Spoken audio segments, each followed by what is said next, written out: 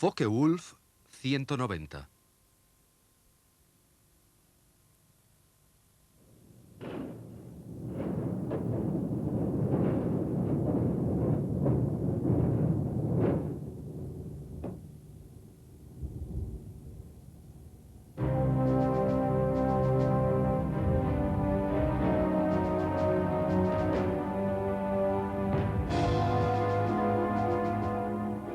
Justo en las afueras de Phoenix, Arizona, se encuentra el Museo Champlain de aviones de caza, que cuenta con una magnífica colección de aviones históricos.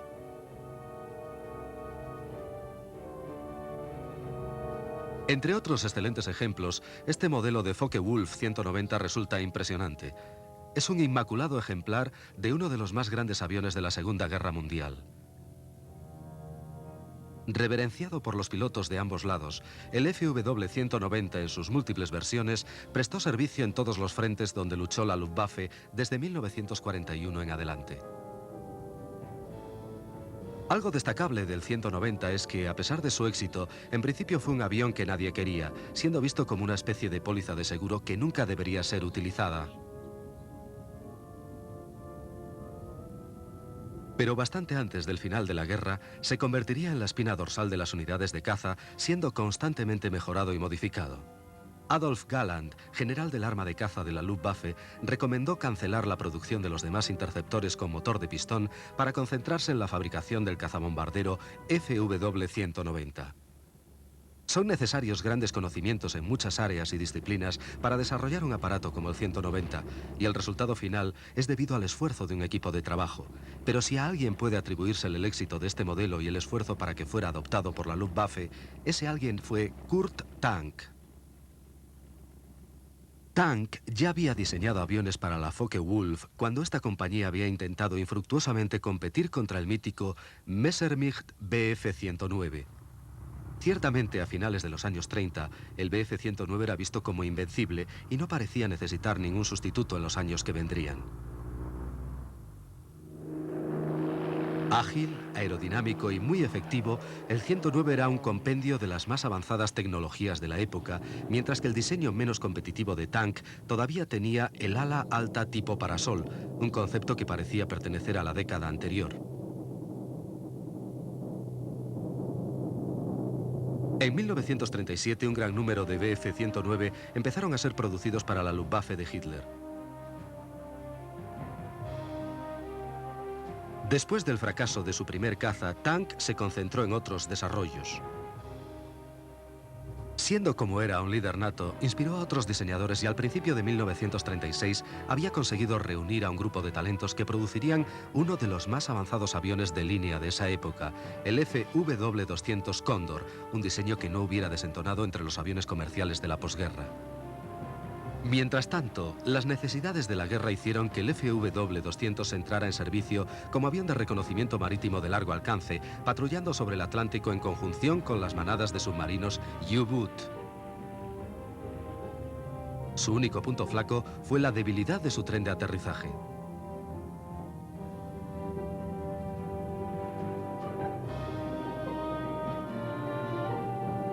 Otro ejemplo de la creatividad de Tank fue el Focke-Wulf 189, apodado el Búho, un bimotor triplaza de reconocimiento y apoyo directo cuya célula acristalada recordaba un invernadero volador. Pese a su estructura realmente ligera, el Búho demostró una extraordinaria resistencia. En más de una ocasión, regresaron búhos a sus bases faltándoles grandes porciones de planos y cola, arrancados por aviones soviéticos que intentaron derribarlos por colisión. Muy apreciado por todos los que lo volaron, este simple y efectivo diseño estaría en servicio a lo largo de toda la Segunda Guerra Mundial, siendo probablemente el mejor de su clase en ambos bandos. En 1937, la guerra todavía parecía lejos y Alemania empezaba a descubrir su recién conseguida prosperidad. El Tercer Reich había traído orden y un renovado sentido de orgullo nacional a una nación que había sufrido las durísimas condiciones de los leoninos tratados posteriores a la Primera Guerra Mundial, a la que siguió una tremenda depresión económica.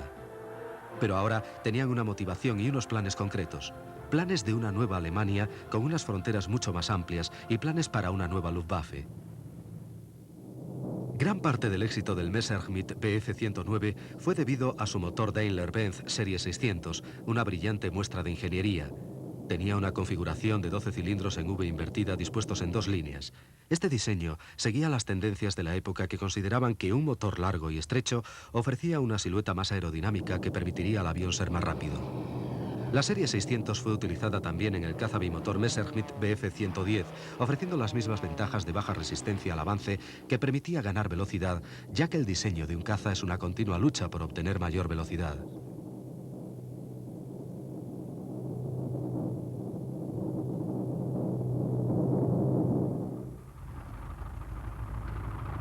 En 1937, los motores en línea o en V eran casi universales en los aviones de caza. Los Hurricanes ingleses utilizaban el Rolls-Royce Merlin, que proporcionaban la misma combinación de un motor potente en un fuselaje aerodinámico. Este es el Voigt 141, un diseño americano de antes de la guerra que no sería finalmente aceptado, pero del que se vendió un ejemplar a Japón. Posteriormente se afirmó erróneamente que este modelo sentaría la base para los propios diseños de cazas del Imperio. En vez de un motor lineal, empleaba el concepto del motor radial refrigerado por aire, cuyos cilindros estaban dispuestos formando una estrella alrededor del eje del cigüeñal. Menos aerodinámicos que los lineales, los motores radiales o en estrella fueron pese a todo muy populares en la Armada Americana, debido a que resultaban más fiables y no necesitaban la complejidad añadida de un radiador. Además resultaban más cortos y así un mayor número de aviones podrían ser transportados en las cubiertas de los portaaviones. La compañía Pratt & Whitney en particular continuó con el desarrollo del motor radial como una alternativa a los más estilizados motores lineales refrigerados por líquido. Pero aparte de la US Navy, su principal empleo fue en aviones comerciales o en bombarderos, donde la velocidad no resultaba tan crítica.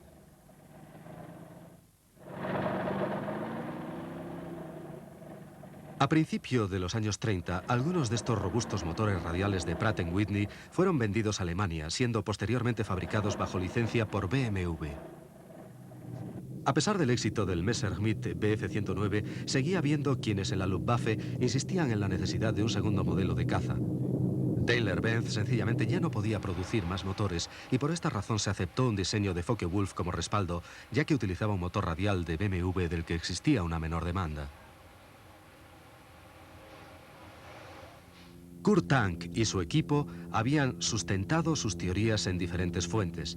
Primeramente se fijaron en el avión de carreras H-1 diseñado por Howard Hughes, que utilizaba un motor radial, con lo que carecía de una silueta afilada, pero la potencia desarrollada por la planta motriz, junto con otros refinamientos aerodinámicos, dio como resultado uno de los aviones más veloces de su época. Tank resultó muy impresionado por este diseño, que además incorporaba un ancho tren de aterrizaje para hacer más seguras las tomas de tierra.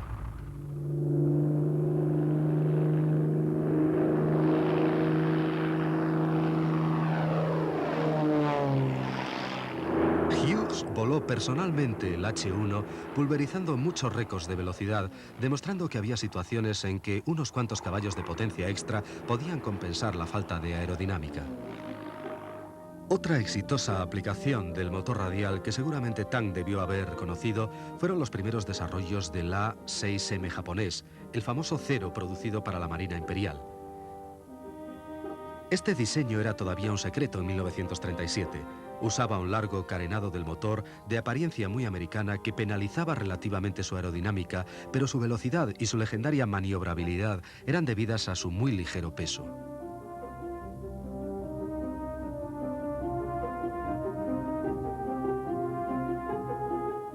Esta reducción de peso tenía un precio. Los pilotos de los Zeros no contaban con ningún tipo de blindaje de protección, al contrario que la mayoría de los otros cazas que disponían de pesados mamparos metálicos a prueba de balas. Otras características también fueron sacrificadas, como los depósitos de combustible autosellantes que hubieran podido dotar a los Zeros de mayor seguridad a cambio de un incremento de peso.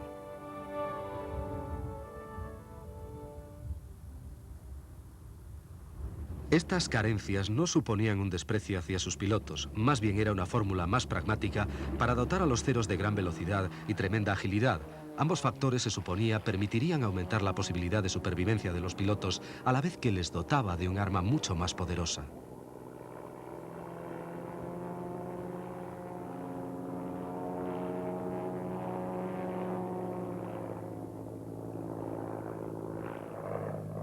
La fórmula del cero fue un éxito y demostró que con un poco de imaginación era posible emplear motores radiales y además obtener altas velocidades. La cuestión era cómo realizar esto en un avión completamente metálico y respetando las medidas de seguridad modernas.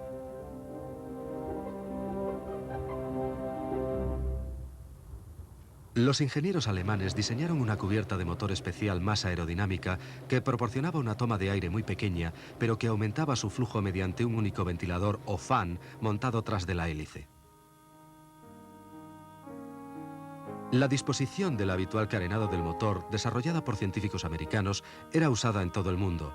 Resultaba bastante efectiva, pero no había duda de que reducía la velocidad. El avanzado diseño que Kurt Tank adoptó para su nuevo caza parecía suponer un gran paso adelante, pero pese a todo, existían graves dudas acerca de la eficacia del fan auxiliar debido al pequeño tamaño de la toma de aire en relación con el tamaño del enorme motor BMW.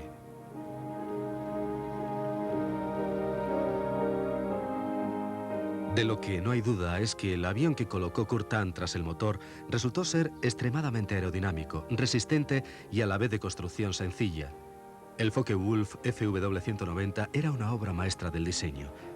A principio de 1939 las plantillas y herramientas para el montaje del 190 estaban ya preparadas, pero desde el principio el plan no era simplemente fabricar un avión apto para la producción en masa, sino que ésta debía estar muy repartida entre muchos subcontratistas, de los que cada uno realizaría solo componentes específicos, pero en grandes cantidades. Incluso en 1939, bastante antes de que Alemania sufriera los efectos de los grandes raids de bombardeo aliado, el alto mando alemán había previsto las ventajas de una producción en serie a través de un sistema descentralizado de pequeñas fábricas de suministros que podrían seguir entregando sus aviones, mientras que resultarían un blanco muy escurridizo para los enemigos del Reich.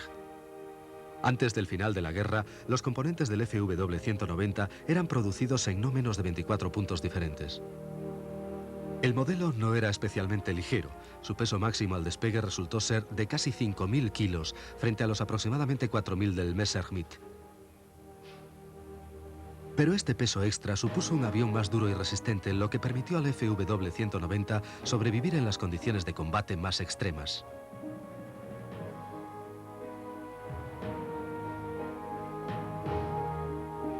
Pero la gran duda permanecía. ¿Podría la mayor potencia del motor radial de 18 cilindros BMW 193 compensar el peso extra y la mayor resistencia aerodinámica del diseño del Focke-Wulf frente al más ligero y esbelto Bf 109?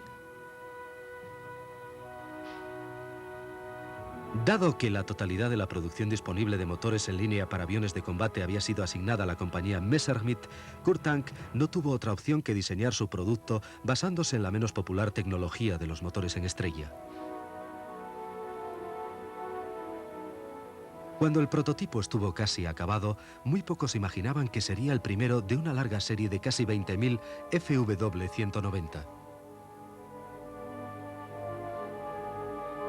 Otra diferencia con el Messerschmitt era que en el Bf-109 las alas eran dos piezas separadas que se unían al fuselaje mediante un solo larguero.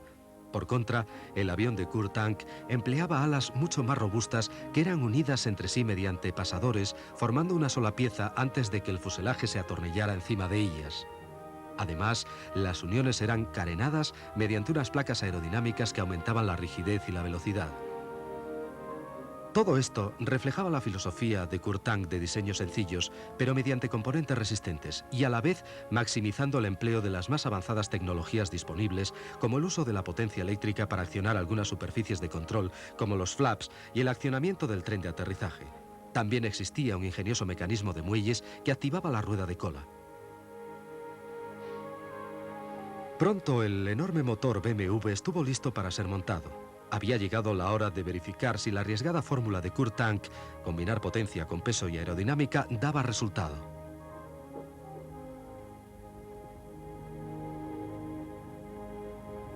El 1 de junio de 1939, con el piloto de pruebas de Focke-Wulf Hans Sanders a los mandos, el primer 190, conocido como V1, carreteó por la pista del aeródromo de Bremen para poner a prueba aquella teoría.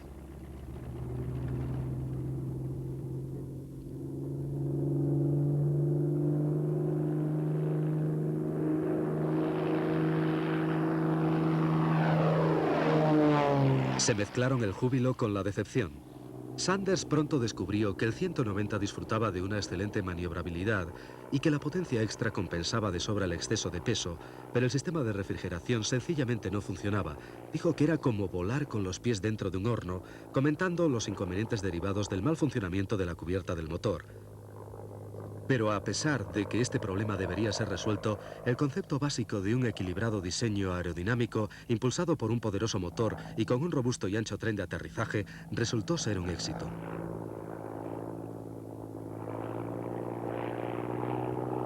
Como pasa con todos los prototipos, llevaría más tiempo perfeccionar la idea y más tiempo aún introducir todas las mejoras en la fase de producción. A mitad de 1939, la Wehrmacht necesitaba imperiosamente tiempo para perfeccionar su material militar, lo que produciría una de las mayores charadas de la historia, el pacto de no agresión entre Rusia y Alemania.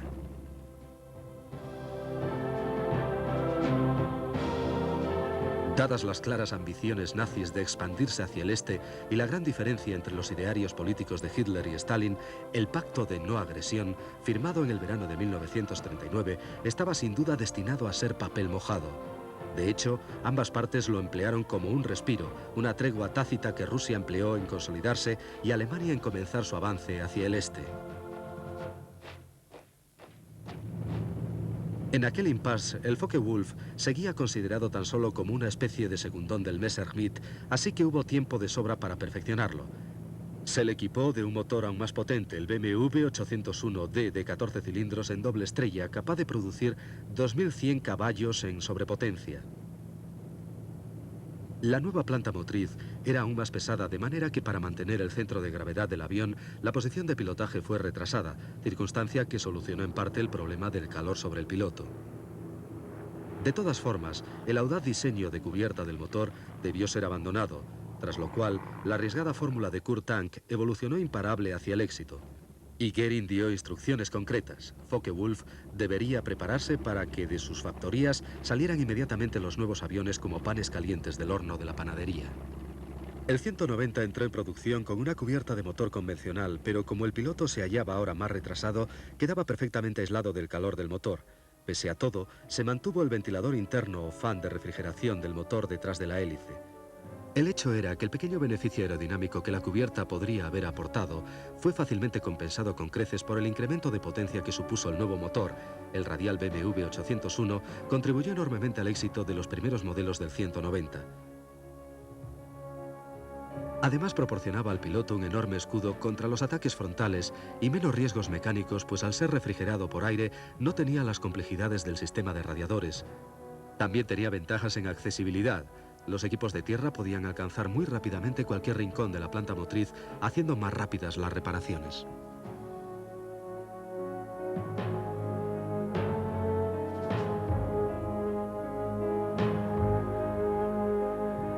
Existían otras ventajas sobre el Messerschmitt. El FW-190 tenía una cabina elevada que ofrecía al piloto una perfecta visibilidad en todas direcciones, ya que en una emergencia la cubierta transparente podía ser volada mediante unas cargas explosivas. La atención por el detalle introdujo otros refinamientos en el FW-190 como un indicador exterior del nivel de combustible y paneles de recubrimiento avisagrados para que los equipos de tierra pudieran tener un acceso más fácil y rápido a los cables y poleas de mando.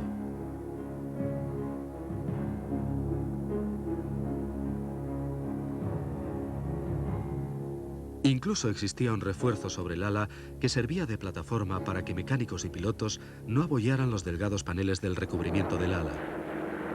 En el verano de 1941, las primeras unidades de serie del FW-190 fueron plenamente operacionales en el grupo de caza JG-26 liderado por Adolf Galland. El 27 de septiembre, algunos 190 entraron en combate por primera vez contra los Spitfire ingleses sobre el Canal de la Mancha. El resultado fue una demoledora derrota para los ingleses. Otra grave amenaza para la RAF, que además veía como Messerschmitt había continuado mejorando el Bf-109 con los modelos F y G. Mientras en la Luftwaffe se había abierto el debate sobre cuál era el mejor tipo de caza alemán. Al final resultaba ser una cuestión de gustos. Werner Seiss, un piloto de la Luftwaffe, explica: me gusta mucho el 190. Era mucho mejor avión que el 109. Podía virar más cerrado, volar más rápido, más alto. Podías hacer cualquier cosa con el 190. Era maravilloso. El único problema del 190 era que al carretear en tierra y durante el despegue no podías ver demasiado. Aquel enorme motor en estrella te quitaba toda la visión. Pero al final te acostumbrabas. Solo era cuestión de poner más cuidado. Pero en vuelo era realmente muy bueno.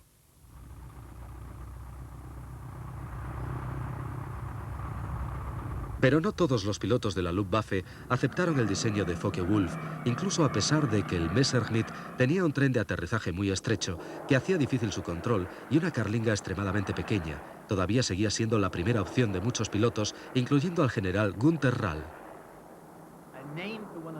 Yo diría que el 109 era como un estoque, mientras que el 190 era un sable. El 109 era rápido como un cohete, pero el 190 tenía un buen armamento. Tenía 4 tubos alrededor del motor, muy cerca de él, de manera que el récord de derribos en un solo día, como los 13 o 14 que consiguió Novotny, fueron con el 190.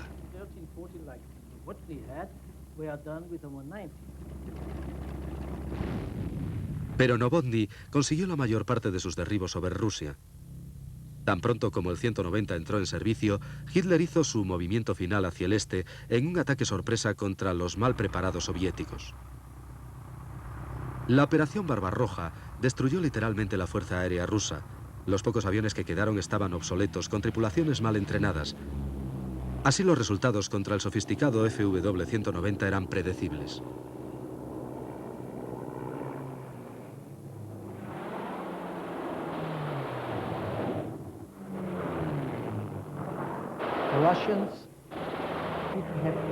Los rusos no tenían ninguna experiencia. Los pilotos no tenían entrenamiento en tácticas de combate, volaban con equipos muy obsoletos, incluso de la Guerra Civil Española. El núcleo de sus cazas lo comprendían el I-16 Rata y el I-153, que era un biplano. El resultado fue que ellos sufrieron unas pérdidas tremendas.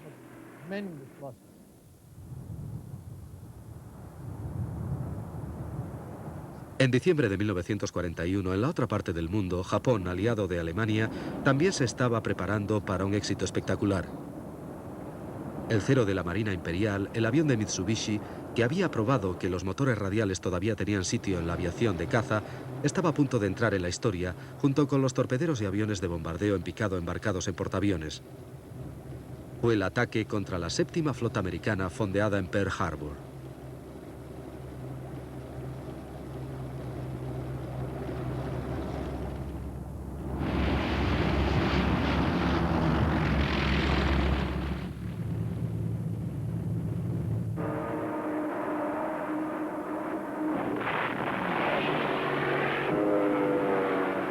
Al no encontrarse los portaaviones en el puerto, el ataque resultó impresionante, pero no definitivo.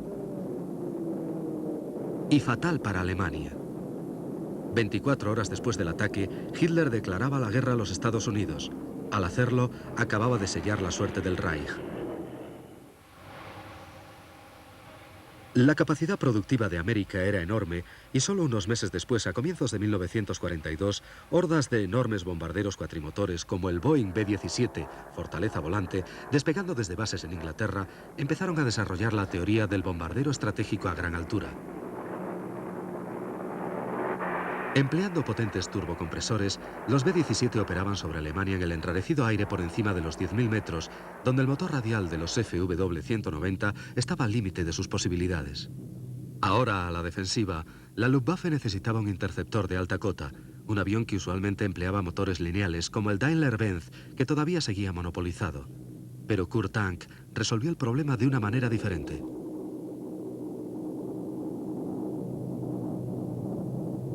Este es el Junkers 88, un bombardero extremadamente versátil que empleó diferentes motores, entre los que se encontraba el Jumo 213. De silueta redonda, parecía un motor radial, pero se trataba de un V12 con un radiador circular detrás de la hélice. Al contrario que el Daimler-Benz, el motor Jumo estaba plenamente disponible y en un arriesgado movimiento, Tank dispuso la integración de esta potente planta motriz en el 190.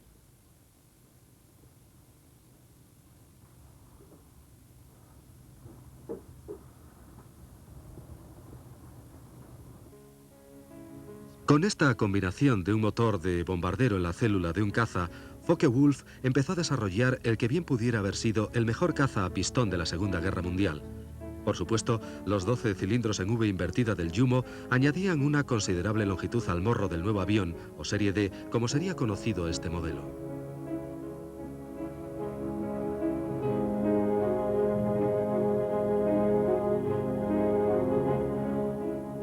El incremento de potencia y la capacidad de volar a gran altura convertirían más tarde al FW-190 de morro largo en el más respetado de todos los cazas alemanes. Durante el desarrollo de la serie D, Focke-Wulf tuvo que afrontar los mismos problemas que surgieron en el prototipo original. Al poner mayor peso delante del ala, era necesario retocar la parte trasera para preservar el equilibrio y la posición del centro de gravedad. La solución de Tank fue simple. Sencillamente alargó 25 centímetros la parte trasera del fuselaje a base de paneles intermedios huecos.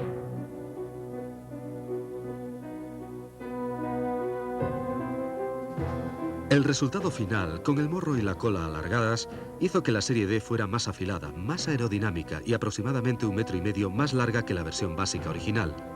Pese a todo, existían paradojas como que la gran hélice de 3 palas muy anchas, diseñada para cortar el enrarecido aire a 10.000 metros de altitud, estuviera tallada en madera.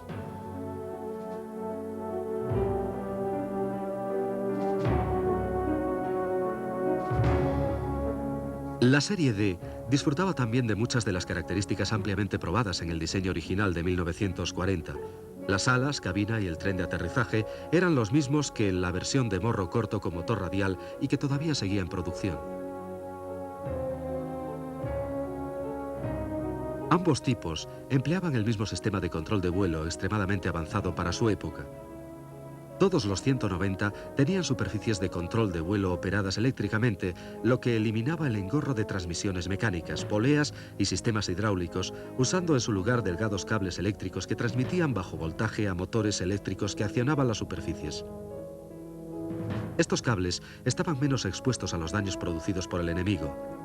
Debido a ello, la batería resultaba un componente vital e iba alojado en un compartimento blindado tras el piloto.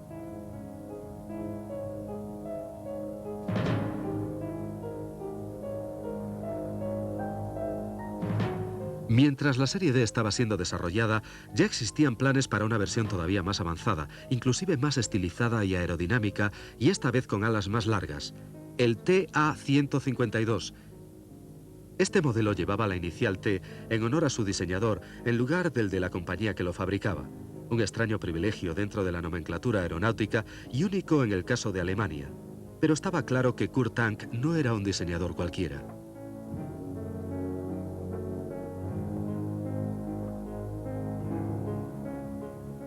Tanto en la serie D como en el alargado TA-152, el concepto básico del FW-190 original fue siempre la base del éxito de los modelos posteriores. Allá en 1937, Focke-Wulf había empleado criterios de diseño simples que resultaron más que adecuados para las siguientes fases de desarrollo.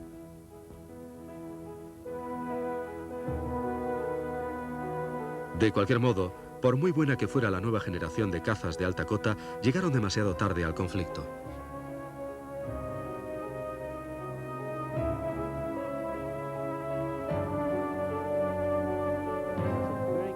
Era un avión realmente bueno, con una buenísima visibilidad, con un motor excelente a grandes alturas, pero llegó demasiado tarde, así que no produjo ningún cambio decisivo para el desenlace final. Además, los avances de los rusos estaban cambiando la situación en el este. Fue una sorpresa para nosotros el descubrir que ellos habían sido capaces de establecer una línea de producción fuera del alcance de nuestros bombarderos, que estaba detrás de los montes Urales, o cerca de ese área, y de la que salía una enorme cantidad de aviones. Desarrollaron aviones mejores, todos esos MiG-Jack eran muy buenos y pilotos mejor entrenados. Y después de 1942 en adelante, formaron esas unidades de élite, los regimientos de guardias rojos. Y al menos en mi área, uno podía identificarlos debido a que pintaban todo el morro del avión, desde la cubierta del motor hasta la cabina. Así podíamos identificar a la élite, a los que eran los verdaderos oponentes. Una nueva generación de pilotos rusos, junto a aviones mucho más avanzados, podrían ayudar a empujar la marea contra Alemania.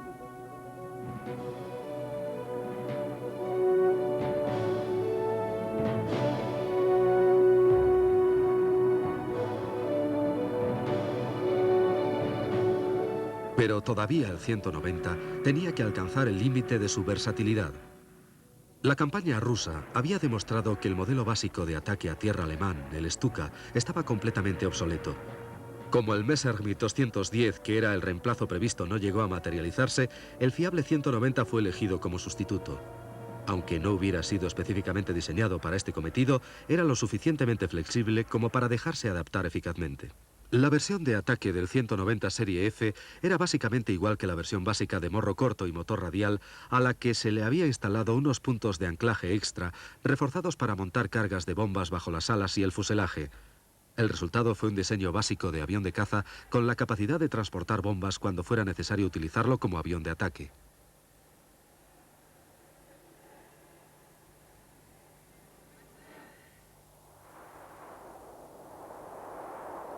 Pero la versatilidad no siempre es la clave. La guerra en el este continuaba y los pilotos alemanes tenían ya que competir contra aviones rusos muy especializados, como el Ilyushin IL-2 Stormovik, que se reveló como un verdadero problema para los cazas FW-190. El IL-2 era un avión condenadamente bueno, muy duro de derribar porque estaba pesadamente blindado tanto por debajo como por detrás.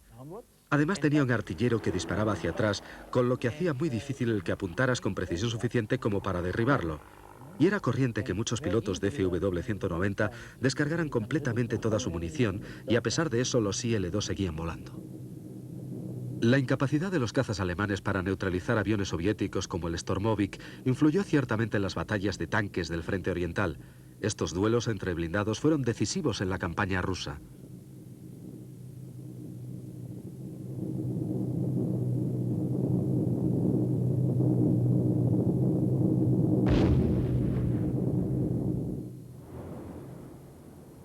A los problemas de los alemanes en el aire se unían las inmensas cantidades de munición aliada que estaban siendo transportadas por mar desde el sur, en una campaña para asegurar que Rusia no careciera de nada en la lucha contra Alemania. Ellos mandaron al Iván mediante el programa de préstamo y arriendo. Spitfires, P-39s, B-25s, bombarderos Boston, y en el sur había un alto porcentaje de estos aviones de origen angloamericano. Esta política de suministros a los rusos a partir de las cadenas de producción occidentales aseguró que la sitiada maquinaria bélica alemana estuviera constantemente bajo una gran presión de las fuerzas rojas por el este y de británicos y americanos por el sur y el oeste.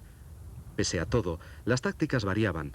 Los soviéticos se concentraban principalmente en el combate por tierra y usaban sus aviones como apoyo al ejército, sobre todo mientras que los americanos eran partidarios de llevar la guerra a los cielos de Alemania mediante los bombarderos pesados de largo alcance.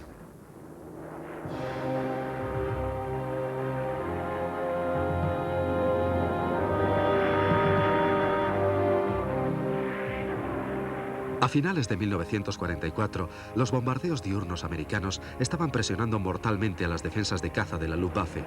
Los Messerschmitt 109 y todas las versiones de FW-190 fueron concentradas en esta tarea en un intento de parar la constante marea de B-17 y Liberators que llevaban la destrucción al territorio alemán.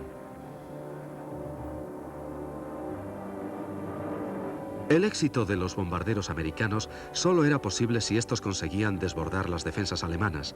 Para lograr este objetivo, primeramente, los americanos emplearon cazas de escolta de muy largo alcance y alta velocidad para proporcionar protección lo más dentro posible sobre Alemania. En segundo lugar, los bombarderos se agrupaban muy juntos en las llamadas tight box o cajas compactas que permitían a los artilleros concentrar una inmensa cantidad de fuego defensivo contra los cazas alemanes. Así, los bombarderos americanos continuaron sus misiones concentrándose sobre blancos estratégicos de la industria bélica alemana, fábricas de munición, refinerías y sobre todo las fábricas de aviones. La teoría que sustentaba el bombardero estratégico americano era el tratar de evitar que el enemigo fabricara armamento, devastando directamente sus fuentes de producción, como la forma más eficaz de hacer la guerra. Pero esto solo funcionaría si el enemigo fabricaba sus armas en una forma convencional, y no era así como Kurt Tank había organizado la producción de los FW-190.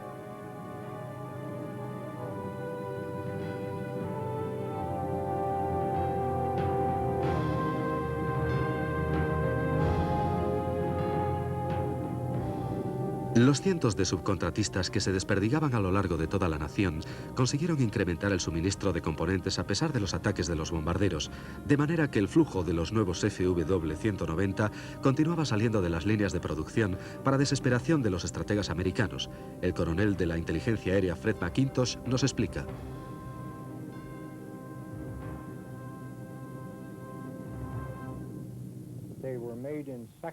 Lo construían por secciones en pequeñas factorías, los montaban en los aeropuertos y después los aviones podían volar directamente desde allí, o bien ser remolcados por carretera hasta donde se les montaba el motor y cosas así.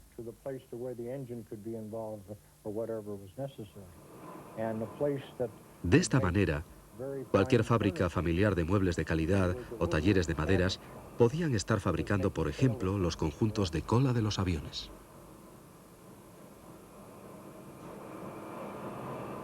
Así, la octava Fuerza Aérea tenía que vérselas contra una red muy bien organizada de fábricas instaladas en talleres y casas de campo y que era casi imposible de identificar como blancos estratégicos.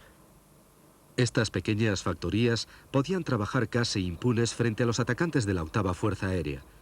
El hecho de que esta organización fuera tan eficaz se debe a la idea original de Kurt Tank de subcontratar y diversificar los elementos de la producción del 190 lo más posible.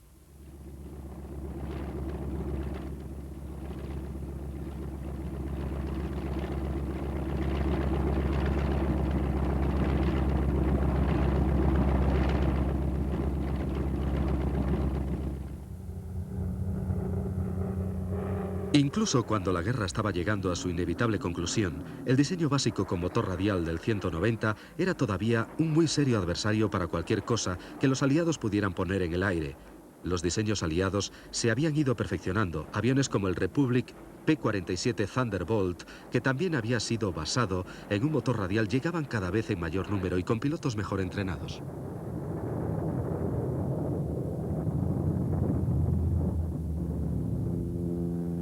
La carnicería era terrible en ambos lados y a menudo los B-17 volvían a casa con claras muestras de lo muy efectivos que resultaban los 190 en la defensa de su territorio. Incluso cuando su causa estaba irremisiblemente perdida, los pilotos de la Luftwaffe, cortos de municiones y de combustible, seguían ofreciendo una enconada resistencia. Pero los raids de bombardeo continuaban las 24 horas mientras las defensas alemanas iban deshaciéndose lentamente. Al pueblo alemán solo le quedaban ruinas de un Reich que se suponía iba a durar 1000 años. A todo lo largo de los territorios recién ocupados, equipos de la inteligencia aérea americana se movían buscando ejemplos de la tecnología alemana antes de que los destruyeran las tropas en retirada. Era un trabajo arriesgado. Algunos aviones habían sido parcialmente destruidos por sus tripulaciones alemanas y otros tenían instaladas trampas explosivas. Otros sencillamente estaban abandonados como herramientas de una guerra que nunca ganarían. De esta manera, la inteligencia aliada obtuvo un buen número de FW-190 que fueron examinados y comparados con otros aviones aliados.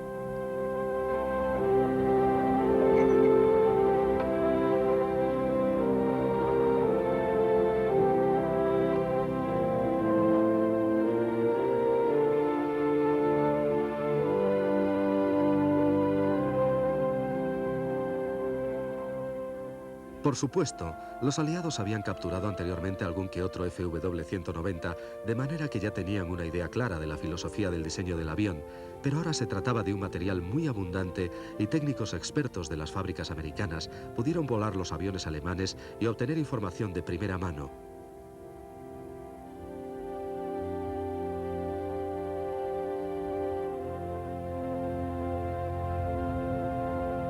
Hombres como el jefe de pilotos de prueba de la compañía Bell, Jack Bulliams. Le di unas instrucciones, le expliqué datos sobre la cabina de un Focke-Wulf que yo había examinado y volado previamente, y él despegó. Ahora estaba en manos de un competente piloto de pruebas americano, bien entrenado, ganador de varias carreras y de los trofeos Thompson en Cleveland. Después de que despegara, yo me volví a trabajar con la tripulación de tierra cuando pasó Jack Bulliams en el Focke-Wulf a unos 30 a 35 pies a ras de suelo. Se abrió sobre el aeródromo, tiró del avión y le hizo realizar unos cuantos toneles antes de alejarse mediante una increíble trepada en candela.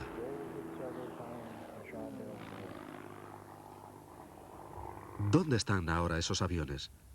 De unos 20.190 construidos, solamente unos pocos sobreviven actualmente. Aquí, en el Museo del Aire de Texas, en Harlingen, cerca de la frontera mexicana, existe uno de los pocos supervivientes 190 de morro corto. A pesar que muestra los efectos del paso del tiempo, su clásico perfil es todavía impresionante. Una silueta simple conformada alrededor de un potente motor radial que todavía agrada la vista de los aficionados. Pero son los historiadores los que realmente conocen lo destacado que fue este aparato y esperan la oportunidad de volver a verlo volar.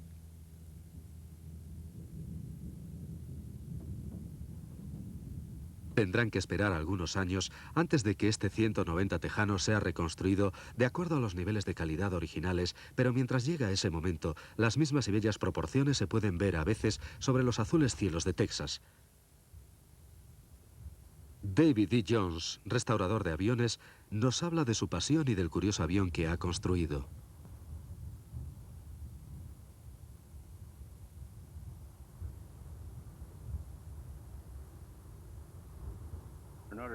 Para poder construir este modelo, estudié meticulosamente el original y me quedé sorprendido de lo que descubrí, de lo bien construido que estaba y de algo que la mayoría de la gente desconoce, y es que este avión empleaba un sistema de potencia integrado en una única palanca de control. Yo sabía que en 1980 u 81, la Woodward Governor Company había construido un sistema de control muy parecido para la Beechcraft, así que les pregunté si podría utilizar uno de sus sistemas de control en este avión, y se quedaron muy sorprendidos cuando les conté que la Focke-Wulf había empleado un sistema de control idéntico en 1939.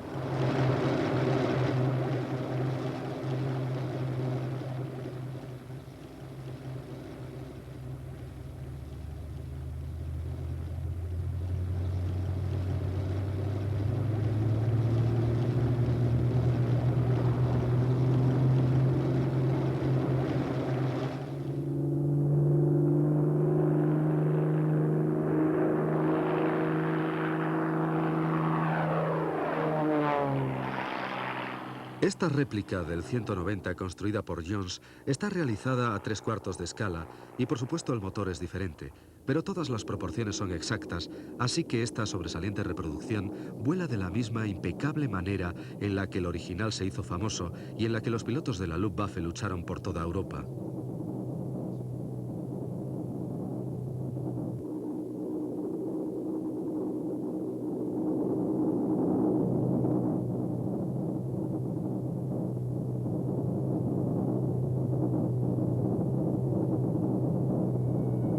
A lo largo de toda su carrera, Kurt Tank produjo muchos otros diseños como el bimotor TA-154, un caza fabricado completamente en madera para enfrentarse al mosquito inglés. Después de la guerra quedaban pocas oportunidades para él en su patria, así que emigró a la India, donde sentó los cimientos de la industria aeronáutica de ese país, introduciendo la tecnología de los motores a reacción. Continuó trabajando hasta su muerte.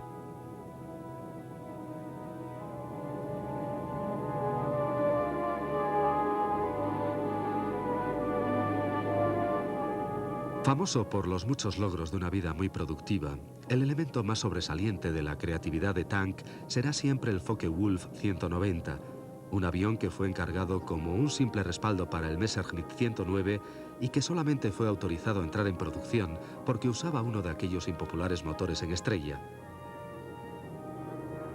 Los ingenieros alemanes trabajaron para encontrar la forma de solventar los problemas de los motores radiales y, a pesar de los fallos con la cubierta aerodinámica del motor, consiguieron una solución de compromiso donde la potencia extra permitió compensar los problemas de origen aerodinámico.